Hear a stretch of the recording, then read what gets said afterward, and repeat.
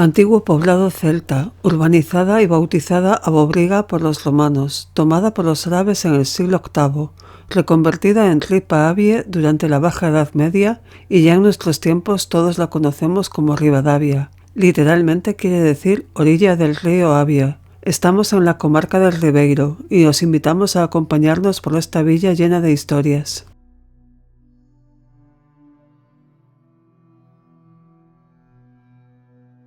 Nuestra primera parada se da para visitar el castillo de los Condes de Sarmiento, que en tiempos fue una de las fortalezas medievales más grandes de Galicia. El castillo que vemos data del siglo XV, pero fue construido sobre uno primigenio del siglo XI, que sirvió de refugio a la condesa de Traba y el rey Alfonso VII durante el ataque de Arias Pérez, representante de Doña Urraca. También en estos terrenos existía una casa en la que Pedro Ruiz de Sarmiento residía desde que en 1375 el rey Enrique II de Trastámara le otorgó el señorío de Rivadavia. Lo que hoy podemos contemplar solo son ruinas, pero ofrecen un gran testimonio de lo que fue antaño.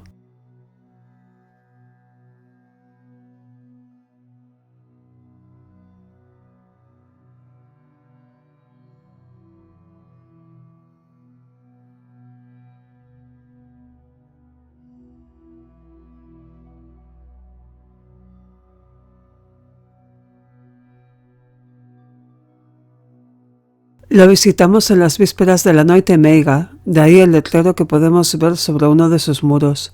Tiene lugar el 29 de octubre cada año, desde que la asociación Rivadavia Actívate creó este evento en 2001. Buscan que todo el pueblo participe en una noche mágica y misteriosa, con actividades para todas las edades en el castillo y por el casco histórico.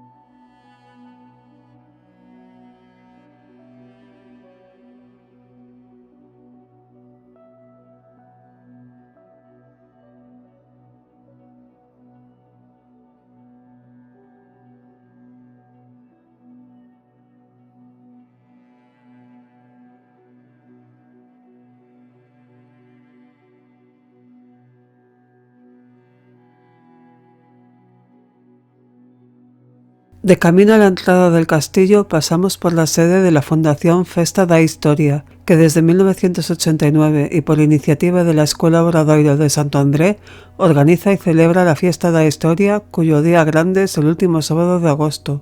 Durante ese fin de semana se realizan múltiples actividades y recreaciones medievales.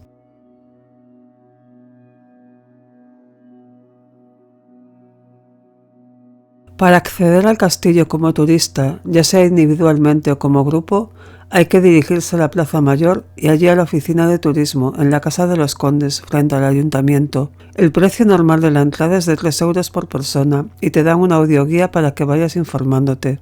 Hacemos un alto en el camino para observar el característico escudo de los Sarmiento, con sus 13 bezantes de oro, sobre una de las puertas de la muralla del castillo. Desde aquí podemos observar un moderno anfiteatro que se utiliza para recreaciones históricas, juegos y muestras de teatro, en el marco de las fiestas mencionadas.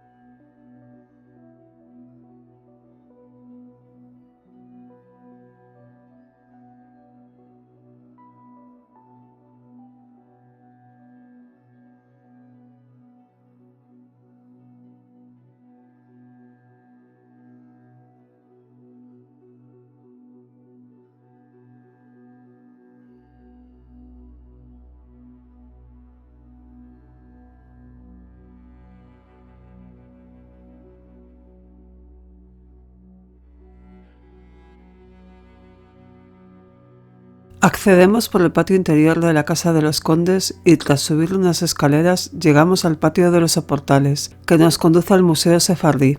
Nosotros lo visitamos entero e incluso grabamos dentro. pero no lo mostraremos en el vídeo porque queremos que lo visitéis por vosotros mismos y conozcáis en primera persona tan extensa historia de la presencia judía en la villa. Acompañadnos en el resto del recorrido.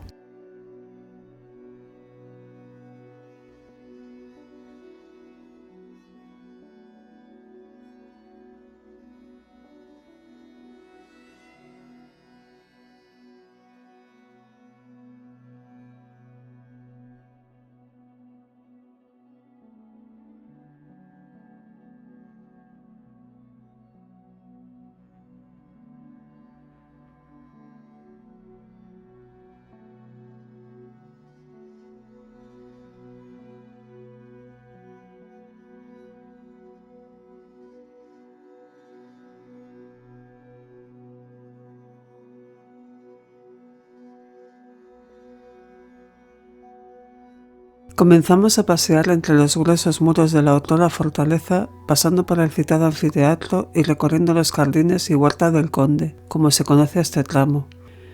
Con este enorme muro derruido podemos ver su grosor y hacernos una idea de lo imponente que tuvo que ser en su momento.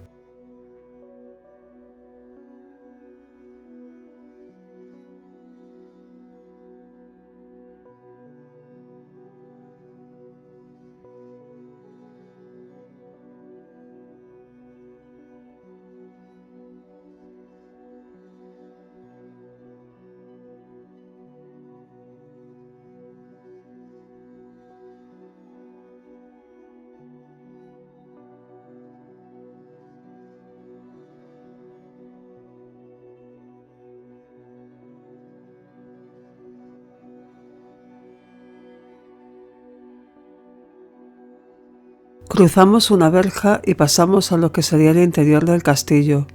Hoy solo quedan las paredes circundantes, un poco de la torre del homenaje con su chimenea y algunos restos diseminados. Se puede apreciar que la residencia tenía 2 pisos y que era bastante amplia.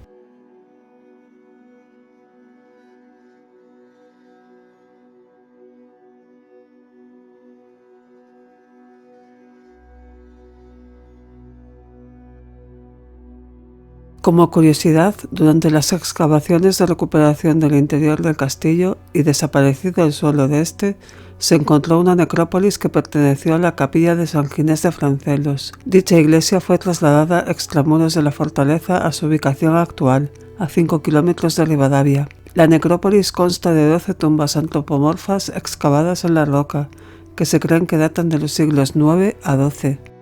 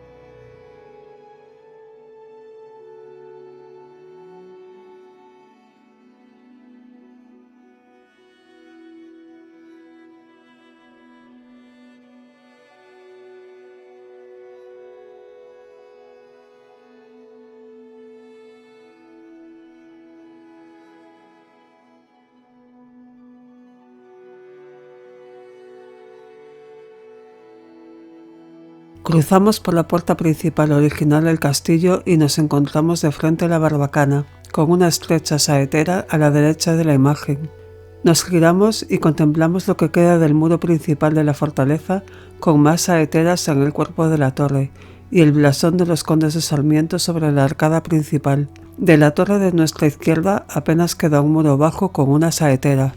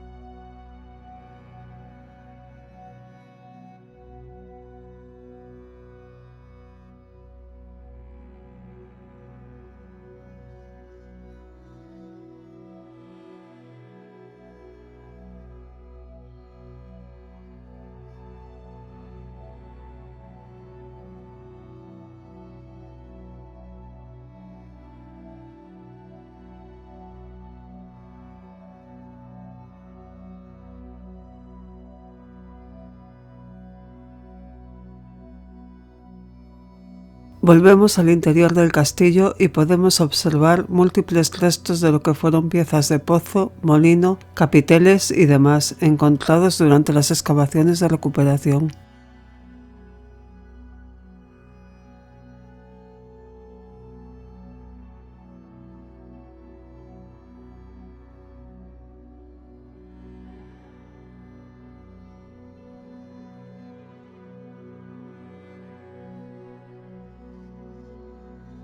Subimos a lo poco que queda en pie de la torre del homenaje, con una gran chimenea que debió calentar bien la estancia y a los presentes en otros tiempos, cuando mantenían reuniones por asuntos variados que atañían al futuro de la propia familia y de la ciudad.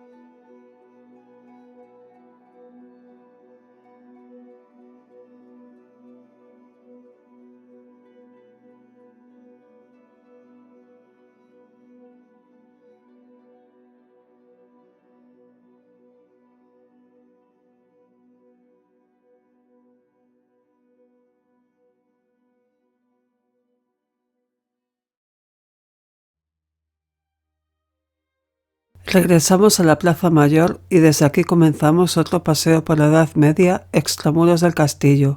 Todo el conjunto data del siglo XVI, aunque ha sufrido cambios desde entonces.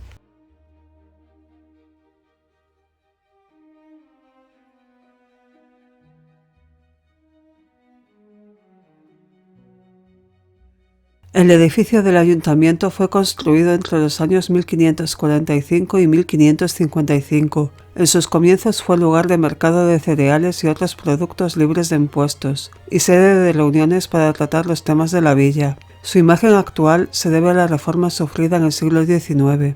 Adosado a él se encuentra la torre campanario, a la cual se añadió un reloj en 1902. Dicho reloj debe ser accionado todos los días, pues funciona a cuerda y esta solo dura un máximo de 30 horas. Su encargado sube cada día estas escaleras y entra a mantenerlo y ponerlo en marcha.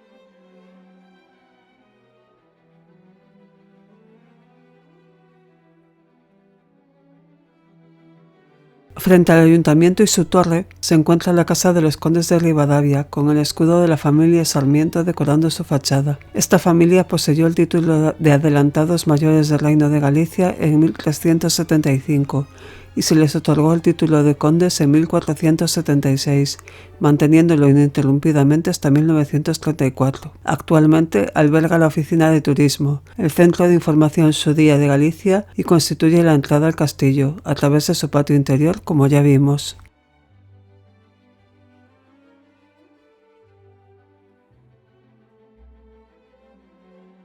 El rey don García I convirtió a Rivadavia en capital del Reino de Galicia entre los años 1063 y 1065.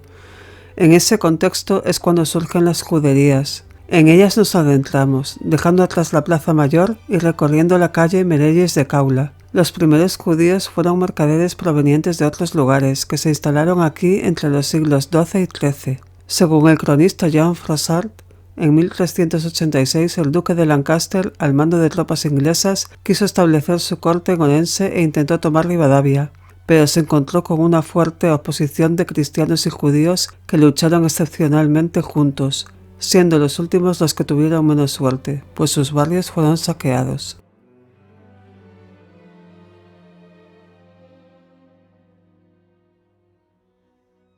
A lo largo de esta calle y el resto de las que conforman las juderías, vemos casas con símbolos judíos como la menorá y la estrella de David. Aunque en 1472 fueron mandados expulsar de toda España por los reyes católicos, algunos se convirtieron al cristianismo solo por poder quedarse, pero mantuvieron sus costumbres y cultura clandestinamente.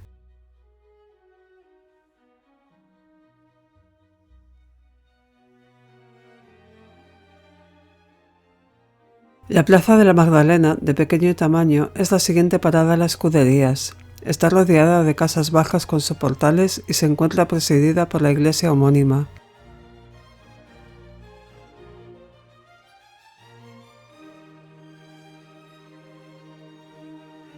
La iglesia de Santa María de la Magdalena, tal y como la vemos hoy día, data del siglo XVIII. La original era del siglo XII, estaba consagrada como parroquia de San Ginés y se encontraba dentro del castillo. Fue consagrada a Santa María Magdalena en 1486 y así se mantiene hasta hoy. La torre fue construida en 1826. Está destinada actualmente a actividades culturales.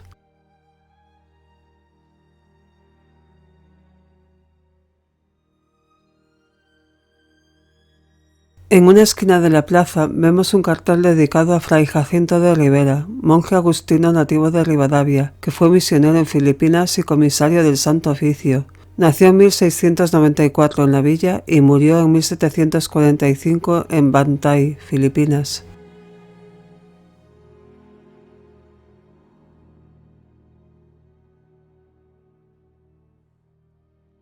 Seguimos el recorrido por la calle Portanova de Arriba y nos encontramos la actual Taberna Papusa, que en tiempos escondía pasadizos por los que los judíos se escabullían cuando eran perseguidos. Doblamos la calle y continuamos paseando extramuros de la muralla del castillo. Nos encontramos una placa conmemorativa a la soprano ribadense Ángeles Gulín Domínguez, a las puertas de la que fue su casa natal.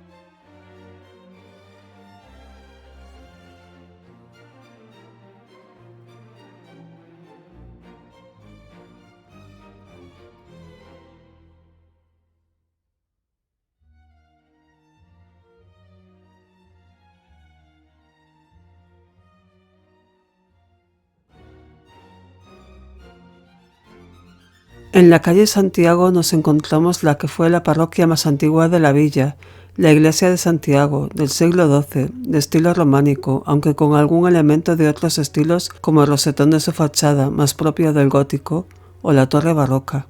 En ambos costados del templo se encuentran dos estrechas entradas alineadas entre sí, por las que cabe una sola persona, obligando a entrar en fila. En la fachada sur hay una inscripción grabada en piedra que reza «Yoha Mija hizo labrar esta piedra».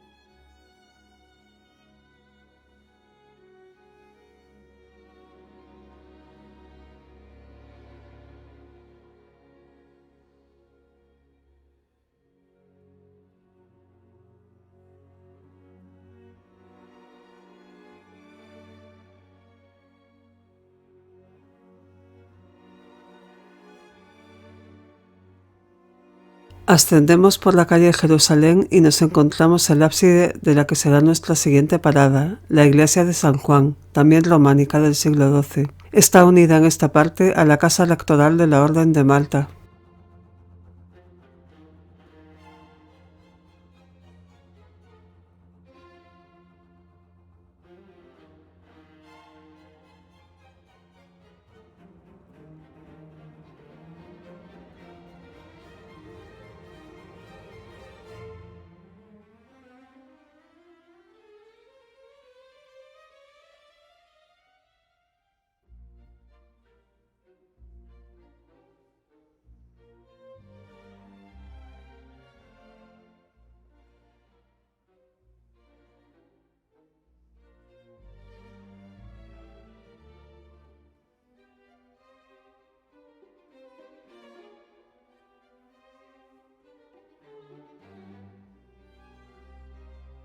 En la plaza de San Juan se encuentra la iglesia homónima.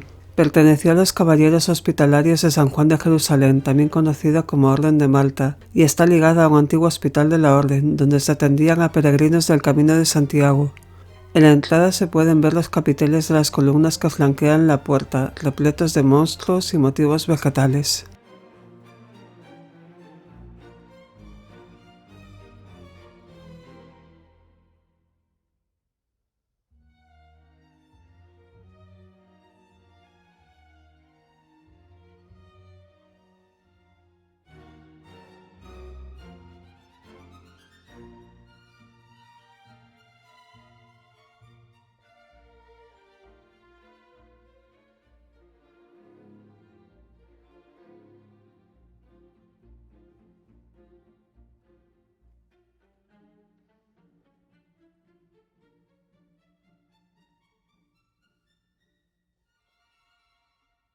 En el sencillo interior podemos ver una nave única con bóveda de cañón y el ábside, donde reside el altar mayor. En él se encuentran San Miguel y la Virgen de las Angustias, patrona del barrio de San Juan.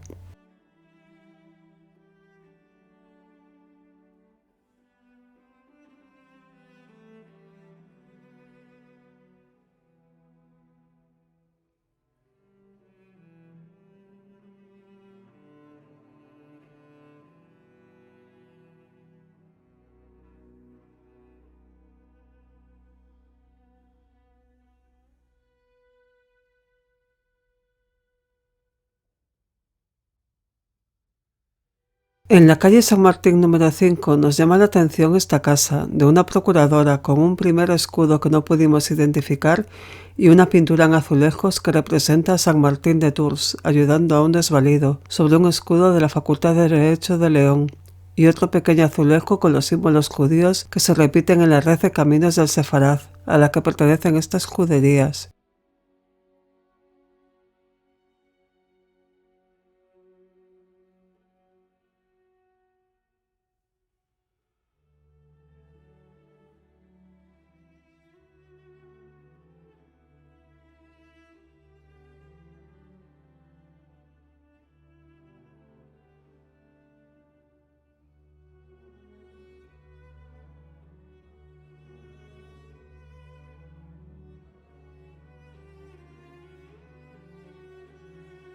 Un poco más arriba, haciendo esquina entre las calles San Martín y Salgado Moscoso, nos encontramos un llamativo edificio de estilo gótico, la Casa de la Inquisición. Fue ordenada a construir por Pedro Vázquez de Puga en el siglo XVI. En su fachada están los escudos de las linajes Puga, Bahamonde y Mosquera, además del emblema de la Inquisición. Aquí se condenaron a 40 judíos, entre ellos el abogado Jerónimo Rodríguez en 1595.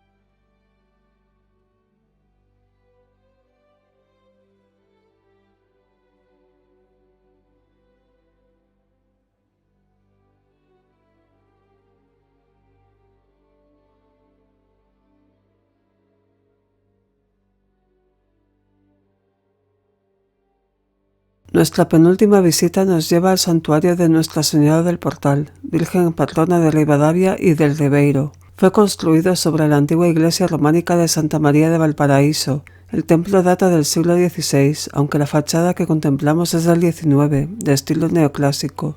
En la parte central, sobre la puerta, vemos una ventana ovalada con una vidriera de la Virgen, y sobre ella se alza la torre con las 3 campanas.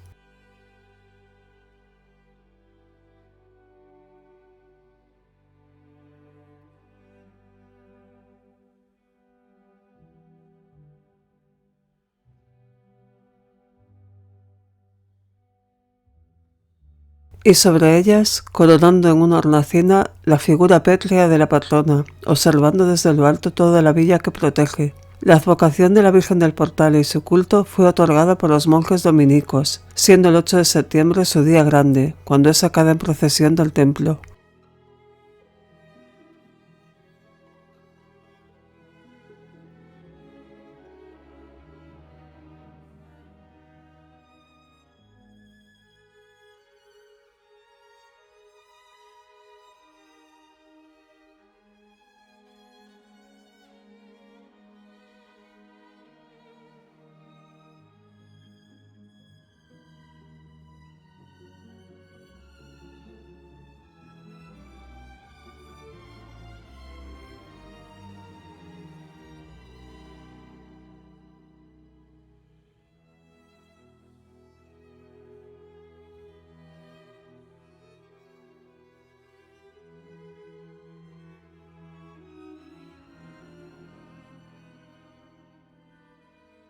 Ahí podéis contemplar la vidriera ovalada con la Virgen que os mencionamos antes desde dentro, para apreciar sus colores.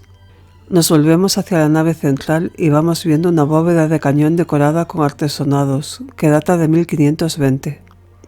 Conforme vamos caminando hacia el altar mayor, vamos viendo por las paredes representaciones de las etapas del camino de Jesús cargando la cruz hasta el monte Calvario, donde sería crucificado.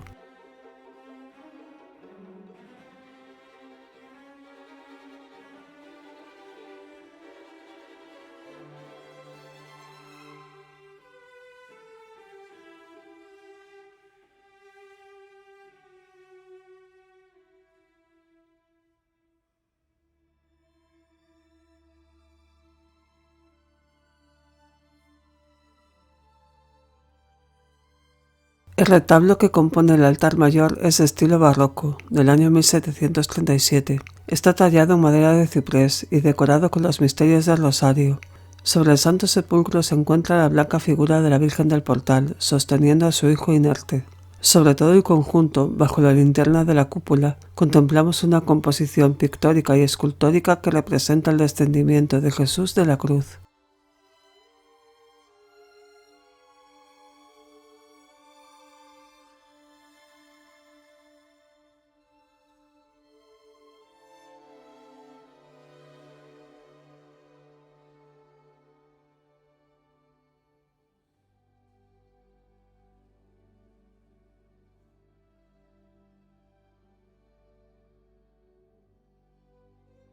Nuestra última visita es al conjunto monacal de Santo Domingo, declarado Monumento Nacional en 1931. Esta es la segunda fundación dominica más antigua de Galicia. La iglesia data del siglo XIII y pertenece al estilo gótico mendicante gallego. Podemos ver en este lateral una escalera de acceso al templo exclusiva para los monjes del monasterio.